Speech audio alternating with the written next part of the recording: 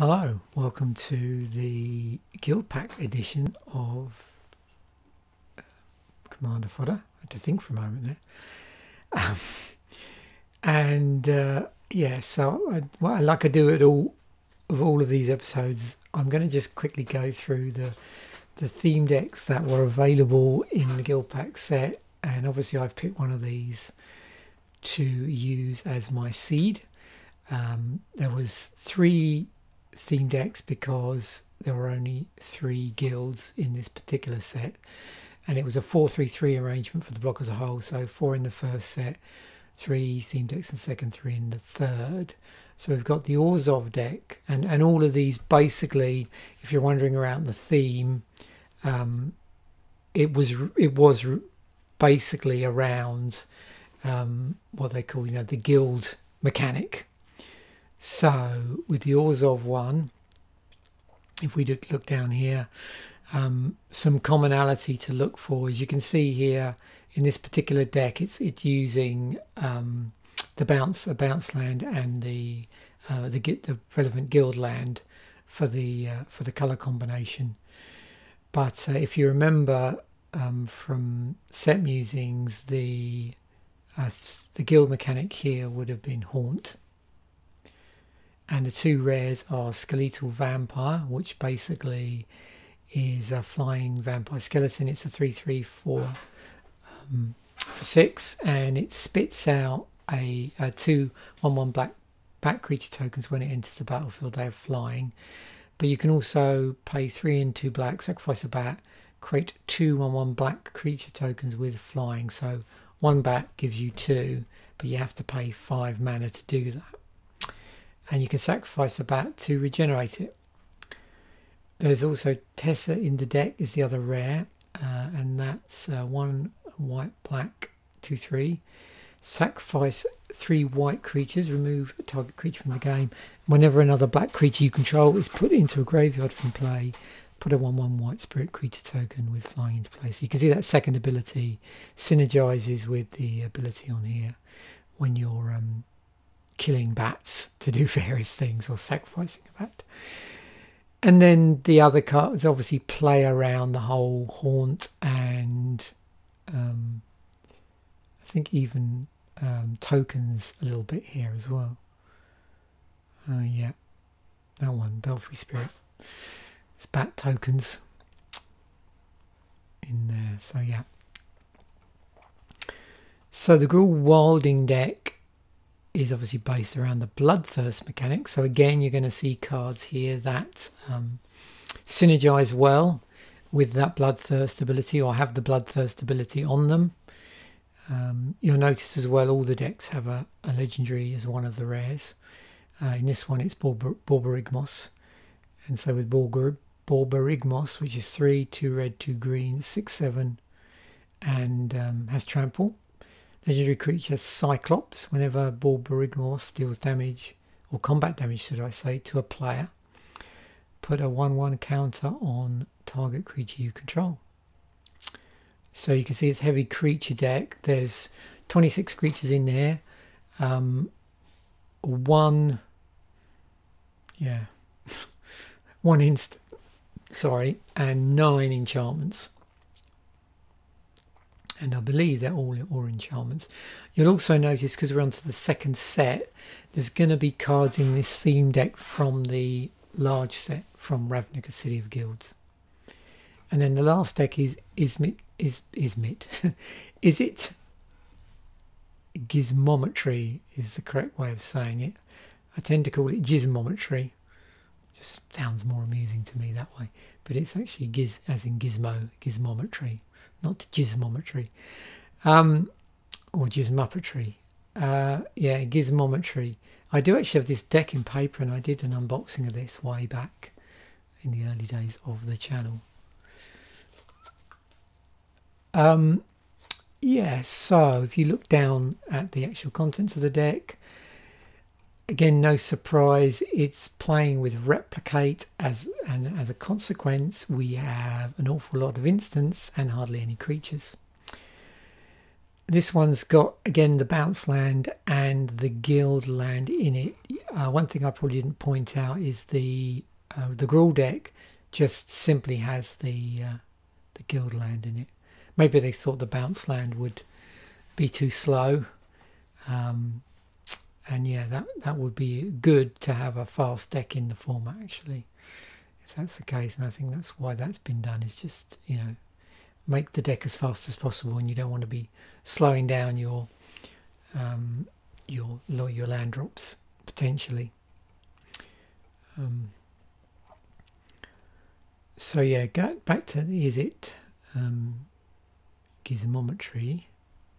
We've got a ley line in here, and which is one of the two rares.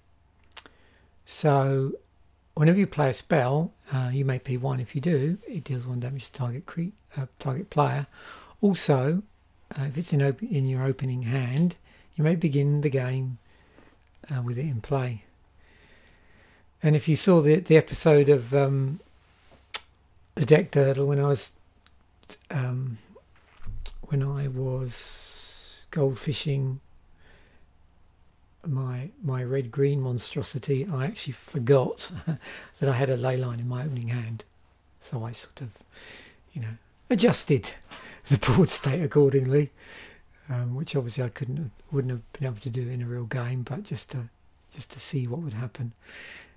Yeah, so those, it's important to remember when you're playing this format and you're playing with ley lines, always make sure that you check to see if it is in your opening hand. And then we've got Tibor and Lumia, which is our legendary creatures. Legendary creature, human wizard. 2 blue-red, 3/3. Whenever you play a blue spell, target creature gains flying until end of turn. And whenever you play a red spell, Tibor and Lumia deals 1 damage to each creature without flying. Okay, so I think you know already what deck I chose to seed this episode, or seed this deck for this episode, and that's the Gruul Wilding deck, the red-green one with the rare as Borborygmos. So let's get over to the version where I've cut out, put all the one-offs in. Yeah, I'm going to make a few cuts here early on. I don't normally do that, but I can see we're going to run into a few, not problems here, but there's some rabbit holes we don't really need to go down.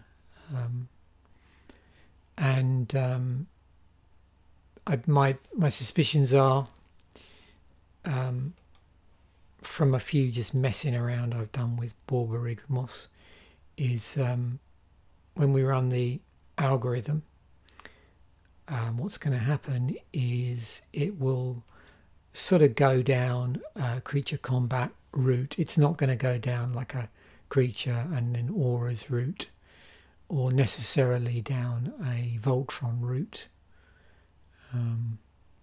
because of the presence of all these other creature cards which just want to get in on the action. So yeah, so that's what I'm going to do. 35 land, I've obviously bumped that up. Just if you're wondering where I get the land size, generally what I tend to do, just to speed things up a bit, is I could just start off with an arbitrary value around sort of 37. I tend to just look at the average land size for a particular deck. You know, in this case Borborygmos, if you look at the average land count, it's around 35, so that's where that sort of comes from. But most of the decks I build have been around about 35 to a 38 land. I think there might be the odd one that's been a bit lower, but I do want to just take out some really weak stuff. I'm not going to remove any of the creatures, I don't think, unless they're competing with something I really want to play. Just for seeding purposes, I'll just leave these in here, even though some of them probably need to be swapped out.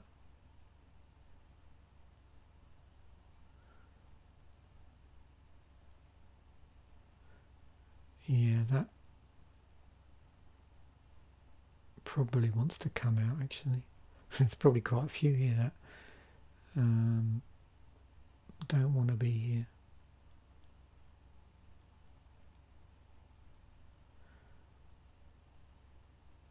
Yeah, let's actually do that. So this is quite unusual for me to do this. I'm going to get rid of this as well, but yeah, we should do that. Just going to sideboard these. So we'll take that out. And I'm not going to remove anything that's, what do they call it? Bloodthirst. I keep wanting to say bloodlust for some reason. Bloodthirst. Okay, I want to leave that in. I don't really want that. I don't know if I want to token something.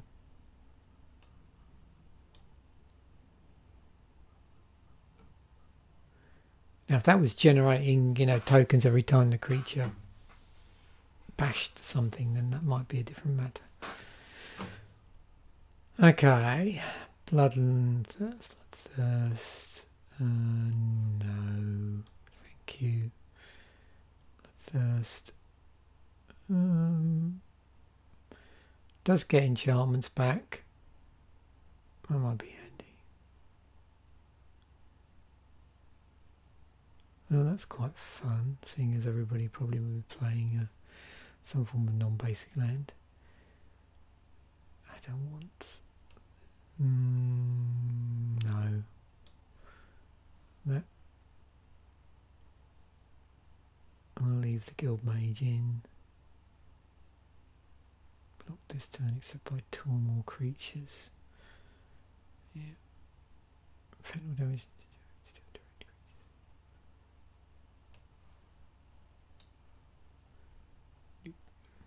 Bloodthirst. Let's just... Is that handy? You see, it's instant speed. It does mean at least if something gets killed, you can sack it yourself before.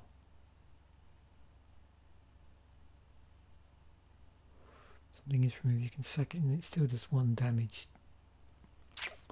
Yeah, let's leave that in. Okay.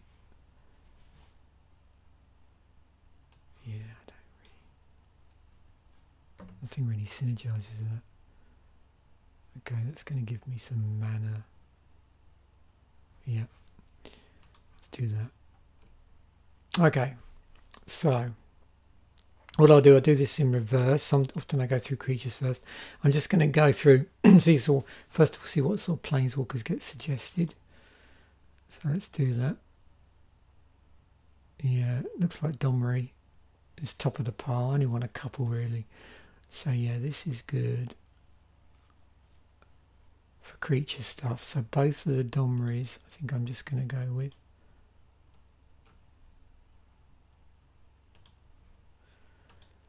Then instance. So I definitely want to play the Gruul Charm. And that's quite interesting. That could deal with a flying threat.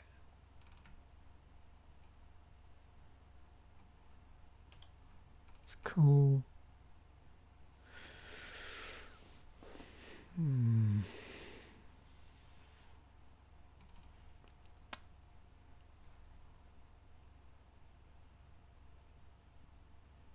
Collusion.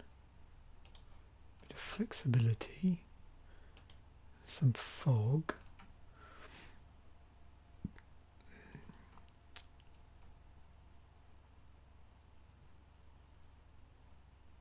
What's this?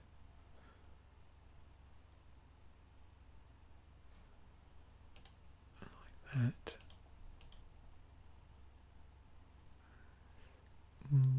Maybe one more.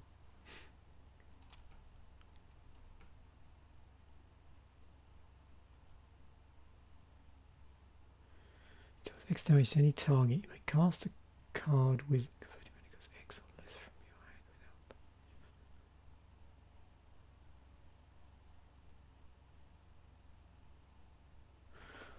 hand without. So do I want instant speed direct damage? That might be helpful. I know they'll probably suggest a few sorceries that do similar things, because a lot of that stuff is at sorcery speed. But I know I'm going to get things like Cultivate and Farseek, as you can see here. Right, we will... Hang on. No, we won't. Because we're playing a red-green deck. That I'll do for removal. This is interesting. Suddenly giving my commander double strike. And that other lure type effect as well. Oh yeah, that was what I was looking for. Kadama's Reach and Decimate. Seeing as we're playing red-green. I do want to run an overrun.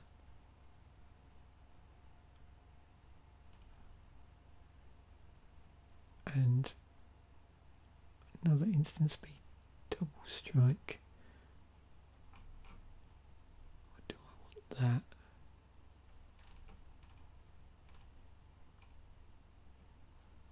I should maybe run that. Yeah, that was what I was after, Bramblecrush. 8 sorceries. Yeah, we could go crazy, but we'll stop there. Artifacts. I don't think I'm going to run a ton of equipment, and I don't think it's probably going to suggest that I do. When last week's deck, they tend to be sort of suggesting sort of signets, and as you can see here, clue stones. I tend to run this just on the unaltered deck seed. Just to get it to lock on, because sometimes it can take quite a while to do this. I do want to do that, but I don't know if I'm going to run any of these card draw ones. That would be on theme, and I want to run a Soul Ring. There's no particular creature type I'm running, so I can't really see that, but this is interesting on Borborygmos. Borborygmos. Enchantment, but this sort of thing would be fun, just if I got that out.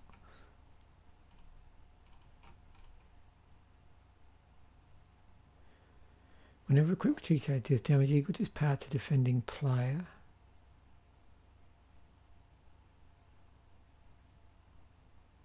okay, now it wouldn't trigger Borborygmos' ability, but it does mean that it's going to do damage regardless of whether it's blocked to the player. So it would, yeah, that would be good. Actually.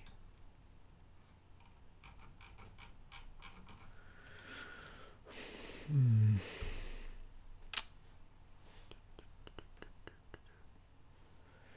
think I'll leave it at that.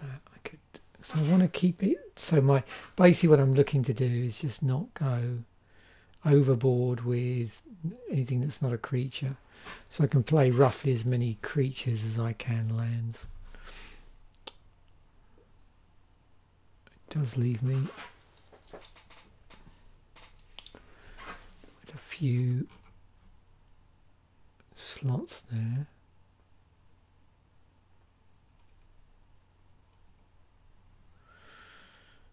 Right, let's just see what we get on the enchantment side of things.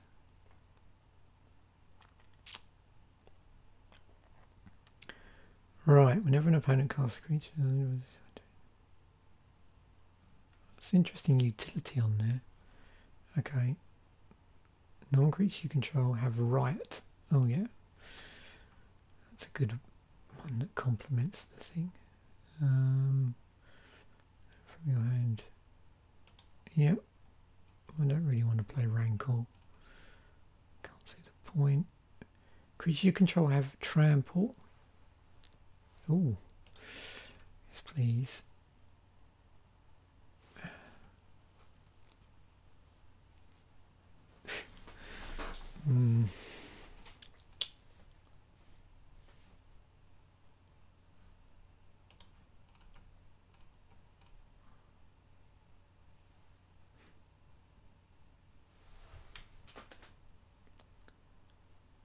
Yeah.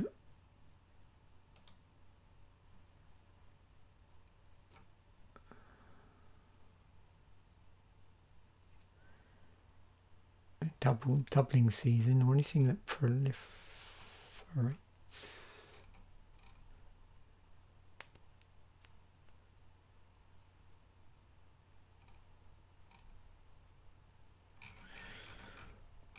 Okay. Even we're not playing tokens, but it doesn't matter. Let's just do that in this deck. What do we got? 6 enchantments. Yeah, that's fine. Right, let's have a look at creatures. So, boom.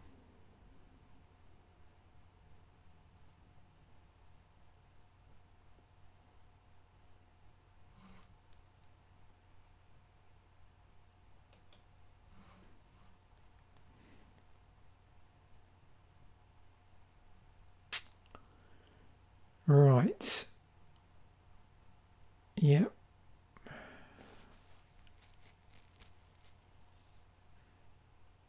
Number of lands you control. Okay. That's interesting. Oh yeah, this is the other legendary creature from the set. And whenever you cast a creature spell, draw a card. Yep. So I suppose the thing is, you just make sure it's suggesting creatures that have useful utility attached to them. To player, reveal the top 3 cards you card, and the rest in your great. I don't know whether that works against me. Right. It's cool. Oh, that's cool. Oh, and evolve as well, yeah.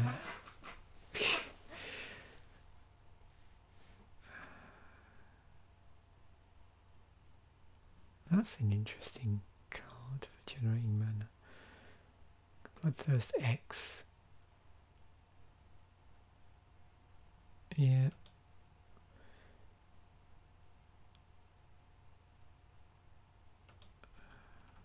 So it's suggesting a lot of Bloodthirst cards, which is good. Just stuff that just does damage while it's sitting there. Some counter stuff with counters on it. That's already in there. Oh yeah, this thing. Alright. Kite. 2 targets.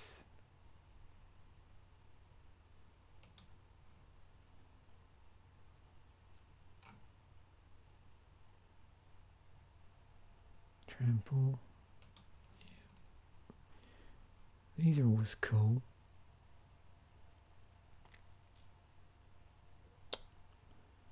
They end up in the graveyard. They come back into your library.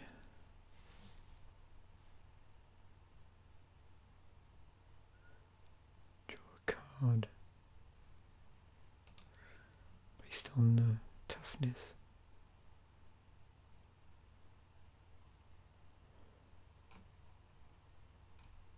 Yeah, I don't feel this is really at home in the deck. But I will run an acidic slime. I keep forgetting about that in green decks.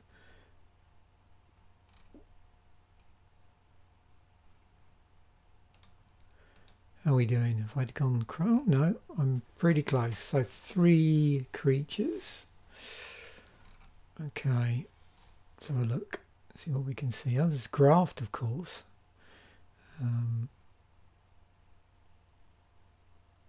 That's actually an interesting thing to just mess about with. Whenever another creature is battlefield, you may move one more card from this creature onto it.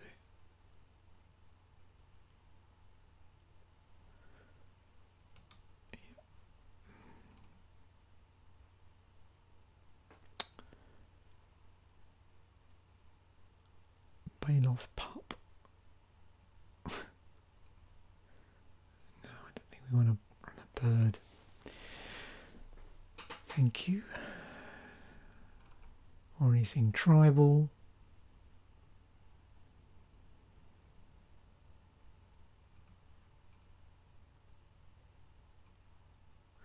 So it gives us a bit of a mana speed increase.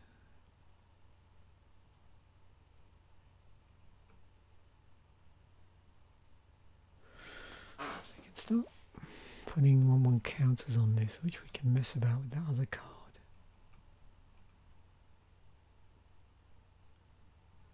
Seeing as we're playing green, wouldn't certainly have to have a Civic Wayfinder. Okay, let me save this, which I have done, and I'm gonna export this because I've been having a few technical issues here and I don't want to lose anything. There we go. Now, one more thing. Just wanted to make sure we got that. We do need to still play around with our land, but I just wanted to save off that. So let's have a look. Because at the moment I'm pretty clueless about what are the best lands to play here apart from Rogue's Passage. Just because I'm playing that, should I just... Actually, that was one thing that wasn't in the deck originally, because obviously they were probably trying to make it super fast. But it probably doesn't matter quite so much. Oh yeah, look, there we go.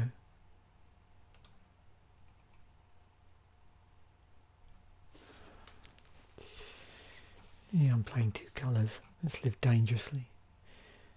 I do want to play that.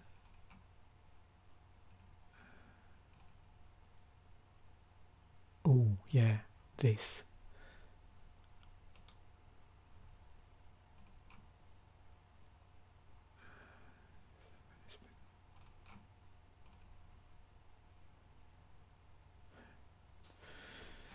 The alternate win condition. Bottom of your library in any red board. No, I don't think so.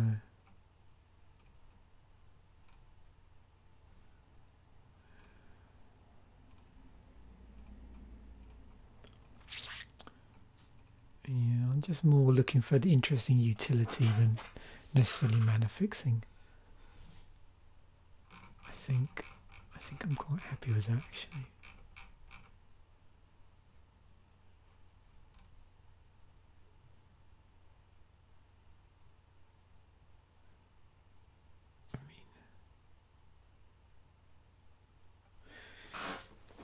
I could play that because seeing as it's in the set, I should probably do that. Let me just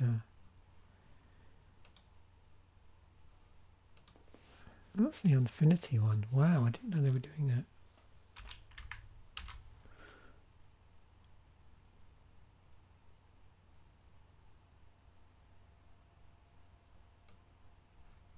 Oh no, what am I doing? Skilled. That's better.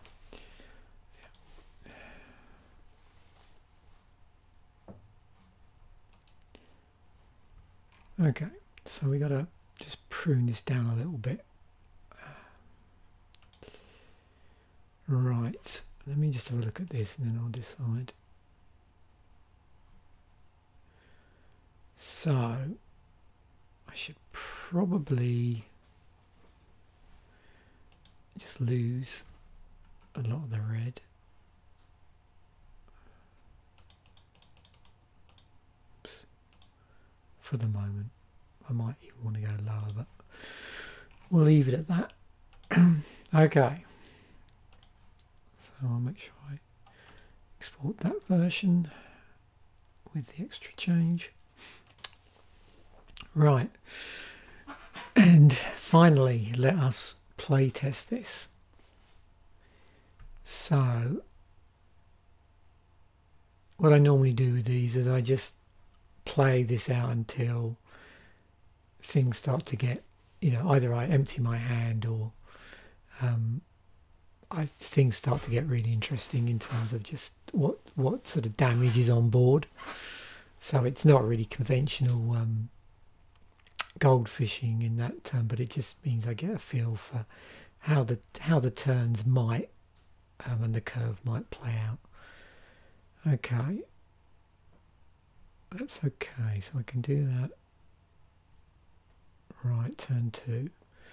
So that's good because we've got hybrid mana here, so we're okay with our current situation. So I play our forest, draw a card. Now we have a choice. So we'll play our second forest. Now, if we play the guy Sage, it's got Evolve on it. So whenever a creature enters the battlefield under your control, if that creature's great power and toughness than this creature, yep. So we should get that out now. And then that can get pumped by various other things. Unless, is there any... When a creature enters the battlefield under your control, you may pay 1. If you do, put up... okay, that's interesting. So...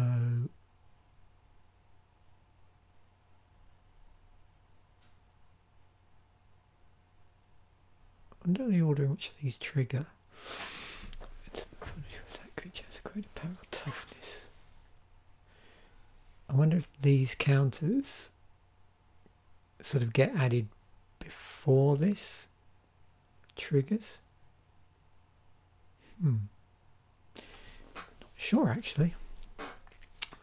It's an interesting thing to look up. So,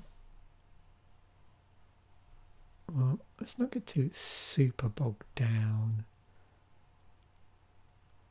in that, but that does have an implication for this. Okay, I'll play that one out. And we're going to be possibly stuck on 2 land. Again, I'm not bothering to tap on these. So that's a 2/2, that's a 1/2. Power, greater power. Okay, yep. So that is optional as well. So I'm going to play that out.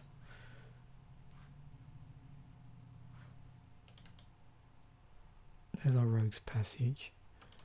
3 mana. We play that out. And obviously, during all of this, I could be technically swinging with this. Now, when this comes into play, this is going to trigger a counter. +1/+1 counter. And at the moment, I am pretty stuffed. So, until I start to get some more land here, I can't play anything. So I would be swinging away with this. Obviously, if I'm playing multiple opponents, that's one reason why I can't really play this through to its conclusion, because we'd be here all day sort of, you know, pinging 3 other goldfishes or whatever. So yeah, I'm just going to see at what point this gets out of control. And there's our forest that we really need.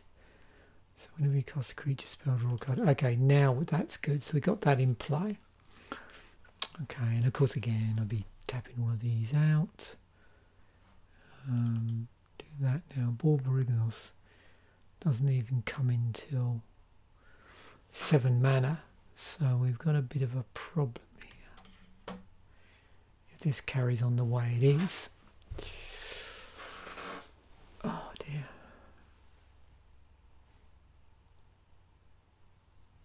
Now that would have, that's currently 2/3, so this wouldn't have triggered anything. Look at you may put a +1/+1 counter on that creature. So I could have played, when I played this out, yeah, I could have tapped for 1 and put a counter on that. So I'm slowly building these creatures up.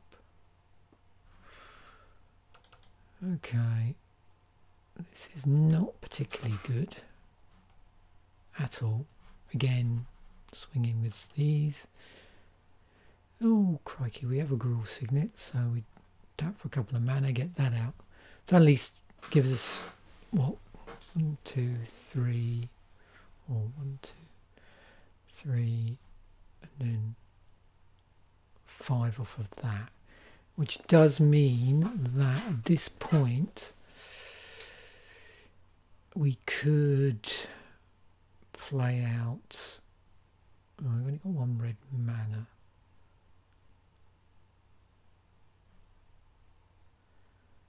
Oh dear. Nothing. Bugger.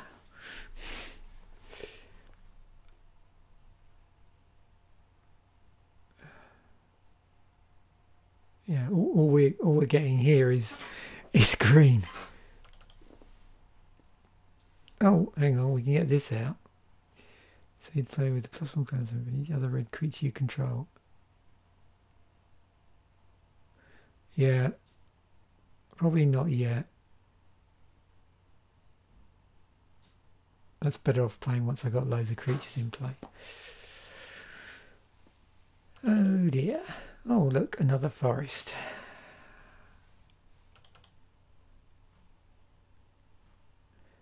And that is the problem. If you get mana screwed with this deck, you're sort of dead in the water, I think, because you want to be getting creatures out. So that makes me want to just maybe up the land count a little bit.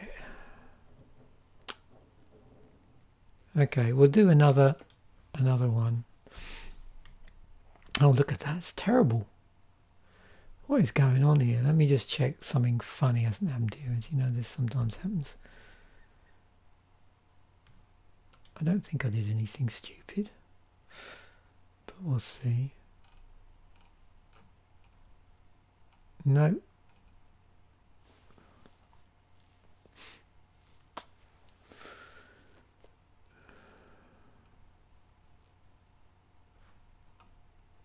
Let's try that again.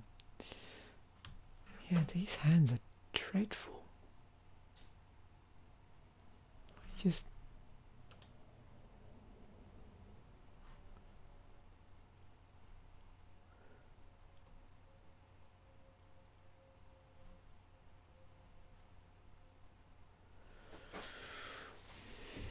see, I've just got too many red creatures in my opening hand to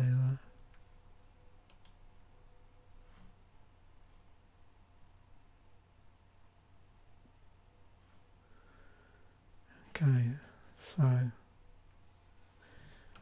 well,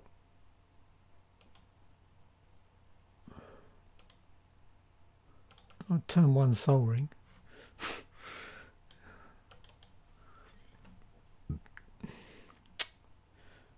And get that out. Yep, don't want that. None of this is relevant. Nope. Oh, mountain.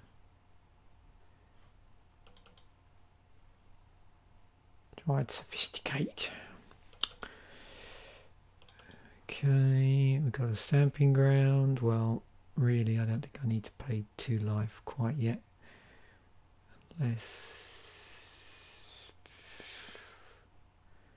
No, I don't think there's anything much interest here. So that would obviously come into play tapped. 7, 1, 2, 3, 4, 5, 6. Nope. So that would be in play tapped.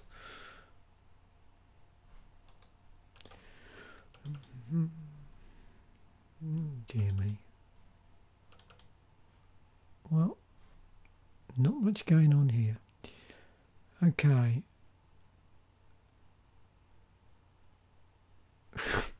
Yeah. I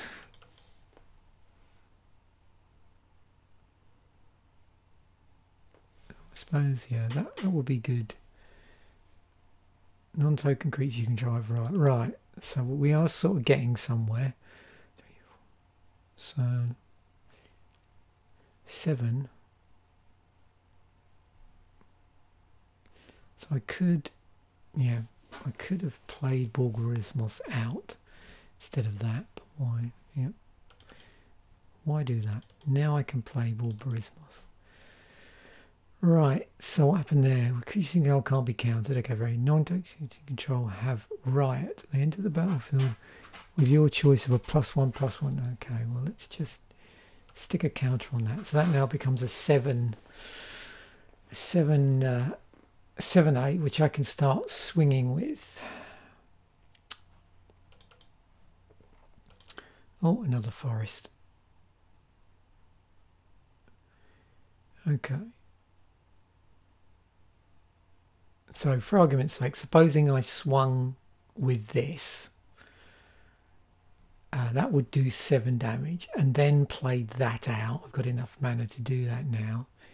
It can't be countered, and then it would come into play with 7 +1/+1 counters on it. Has protection from instants as well. So, oops. So if I set that counter to 7, so we've now got 7, 7/8 and a 10/10 on board here, and I don't think there's anything else. Is there anything here?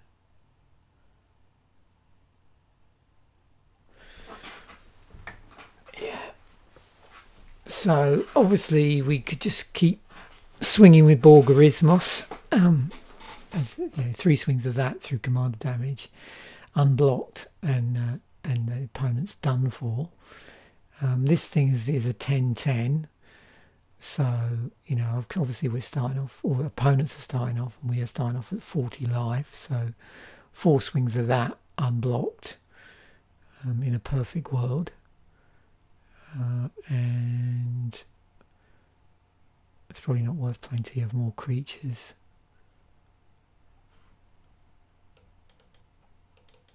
Oops. Jumped ahead a little bit.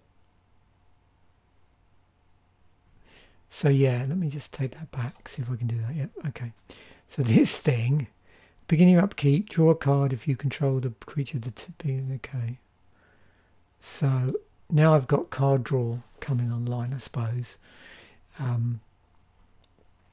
So of course what's happening there is I'm effectively getting 2 cards. I have to be a bit careful here because I'm going to end up with loads of stuff in my hand, but I might be discarding these because in a goldfish environment these don't really work, so we'll just assume that I could play out my forest. Creatures you control have haste. Why not? I've got nothing else to do. And again, you know, swinging with this. So it's a bit of a slow burn here, but there are some pretty big creatures. The other thing, of course, I completely forgot was I wasn't keeping an eye on my... Where's it gone?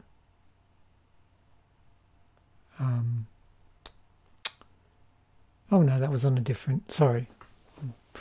Lost track of where I was. Yeah, so there wasn't anything here that is having...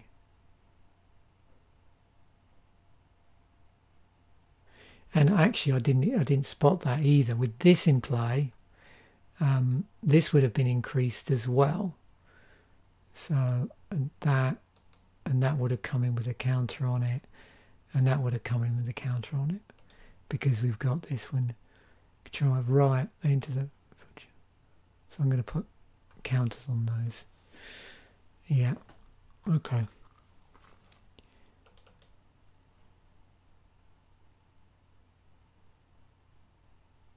And then I suppose I could enchant up Borborygmos and make it a ridiculous amount of thing. That would be something else to do. There you go, Borborygmos. Or turn this into a 16/16.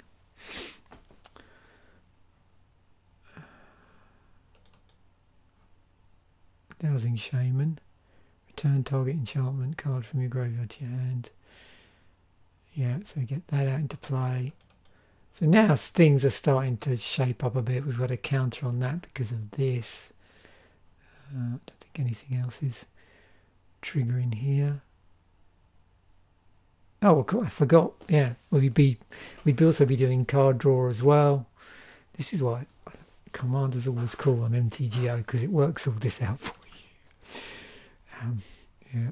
Okay, so we will probably have a number of extra cards in our hand by now as well. God, I certainly make a real mess of this goldfishing, don't I? Creature control, yeah. Okay, so yeah. So it's slowly building the board. It's a bit of a slow burn, and there's definitely something wrong with our opening hands. Oh, look, there's a doubling season, so that's a little bit better. Yeah, things are looking up now. Yeah, we're getting slightly better draws here, but those initial ones were pretty dire. So yeah, there you have it. There's the that particular Borborygmos deck. But again, what we did there, of course, to bear in mind is I wanted to just play around with the you know, the particular ability from the set. So, oh, where was it now? Damn it. Can't even find them now. Bloodthirst, that was it. Yeah, the Bloodthirst ability. And obviously there might be other synergies outside Bloodthirst that Borborygmos would work well with, and obviously we, you know, if those weren't in that original seed, then it might go off down a different avenue. I'm curious now, very quickly. Let me see what. I don't know if by building the deck already this would have ruined this. Probably. I'll see if it does anything. So it's probably going to suggest like hyper aggressive. Yeah. Yeah, so that's the route it seems to be taking.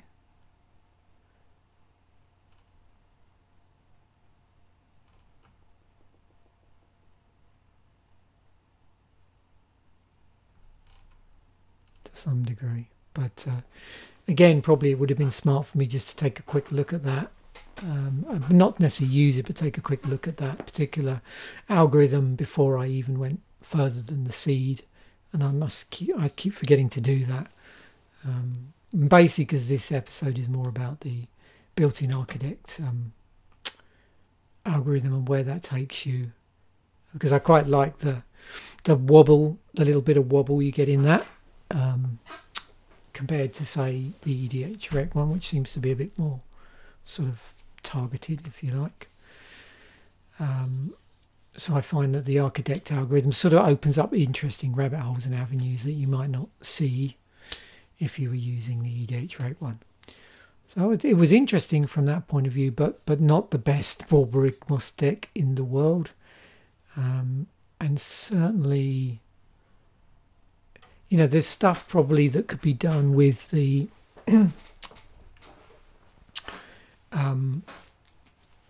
the whole sort of evolve mechanic as well, I suspect. You know, if there's many green cards that you might be able to mess around with those. I don't know. Evolve's an interesting thing actually to sort of get right. I think it's another one of those instances where, you know, the wind's got to be in the right direction for it to really sort of go off. But as you saw here with Bloodthirst, I suppose it'd be interesting to see how many Bloodthirst cards they actually produced, and just, you know, jam pack the deck full of Bloodthirst cards and see how that pans out. What it seemed to end up doing is it did pick up a few Bloodthirst cards, but then it sort of picked other synergies that, you know, synergized with this sort of basically in some way. So there we have it. Anyway, thanks once again for watching. Bye for now.